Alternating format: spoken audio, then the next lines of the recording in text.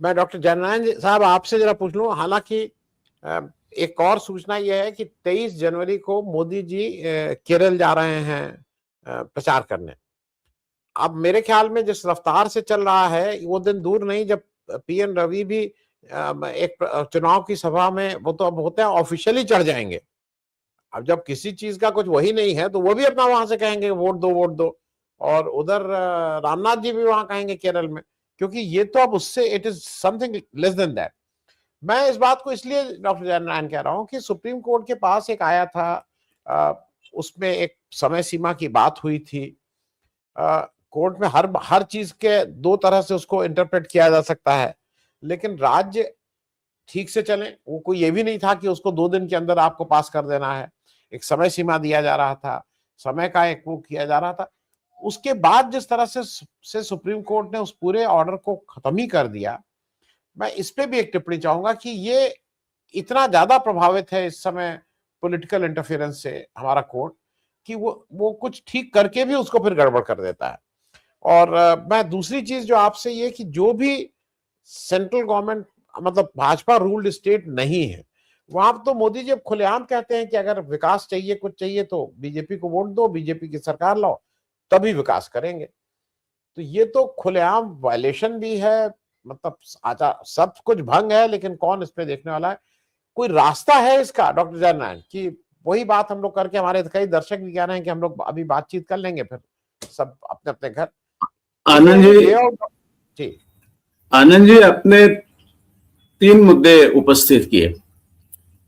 पहली बात कि जो राष्ट्रपति जी है वो he is the constitutional head of the government, so in protocol he is number 1, he or she, whoever it is. yes, but the checkmate is that he is supposed to act as per the advice of the council of ministers. अब जब bill जाता है उनके पास कोई मंजूरी के लिए, तब वो एक दफा रिफर बैक कर सकते हैं, मगर दूसरी दफा अगर कैबिनेट ने वो वही बिल फिर से भेजा तो is duty bound to approve it. तो अब ये बीच वाला रास्ता किसी ब्यूरोक्रेट ने निकाल के दिया है कि आप विचारणाधीन रखो। अब विचाराधीन कितने समय रखोगे? Supreme court should not have done this which they have done.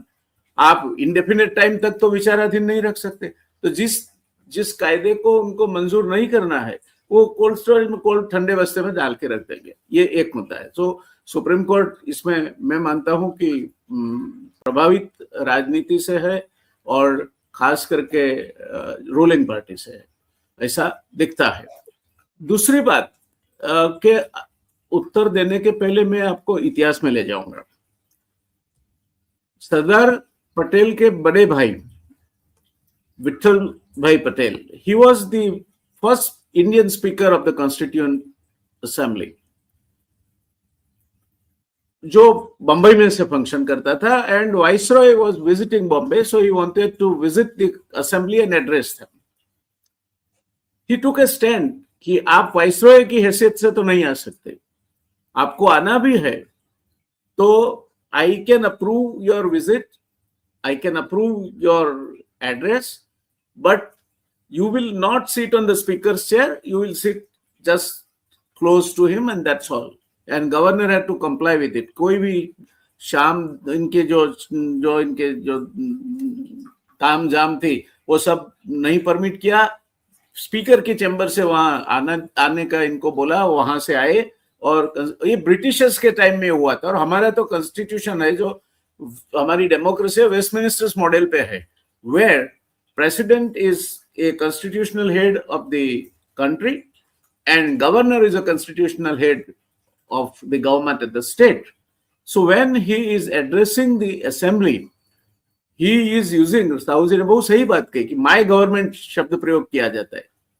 So how can you be critical of your government when you are sitting all the time there and you are not checked your government by conveying your views? You could have conveyed it to the chief minister, you could have called chief minister, you could have written to the chief minister, मगर speech तो वही पढ़ेंगे जो cabinet ने approve किया है।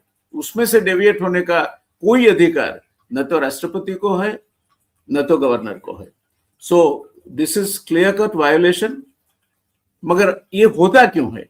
तो ये गवर्नर्स जो है, they are reporting to the home minister. That is where the problem lies.